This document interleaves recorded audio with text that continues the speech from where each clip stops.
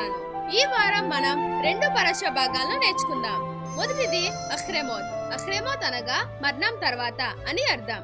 ఇది నాదాబు మరియు అబీహుల మరణాన్ని సూచిస్తుంది. రెండవది కెదోషిం. కెదోషిం అనగా పవిత్రత అని అర్థం.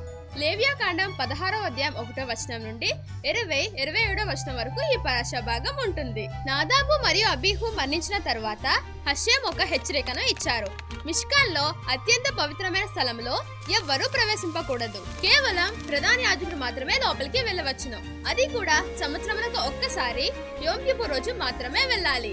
యోమ్ కిప్పూర్ రోజు 2 మేకలను తీసుకొని రావాలి. వాటిని ఎంచుకోవడానికి చీట్లు వేయబడుతుంది. ఒక మేక లా హషేం అని పిలుస్తారు. అది హషేం కు అర్పించబడుతుంది. రెండవది అజాజెల్. అది ప్రజల పాపాల నిమిత్తం అరణ్యంలోకి పంపింపబడుతుంది. ఈ పరాశ మనకు ముఖ్యమైన నియమాలు కూడా బోధిస్తుంది. బలులను పరిశుద్ధాలయంకు తీసుకొని రావాలను.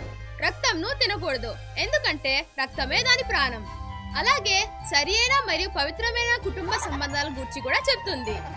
ఇప్పుడు మనం పరాషాత్ కెదోషిం కోసం నేర్చుకోబోతున్నాం. ఇది ఒక ప్రత్యేకమైన సందేశంతో ప్రారంభమవుతుంది.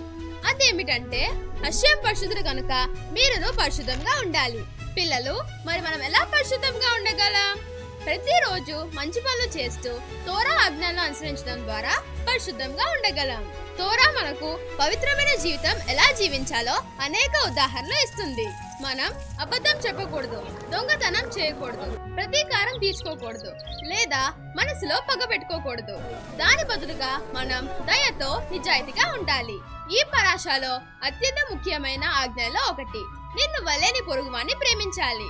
దీని అర్థం ఏమిటంటే మనల్ని మనం ఎంత బాగా చూసుకుంటామో ఇతరుని కూడా అంతే ప్రేమగా చూసుకోవాలి.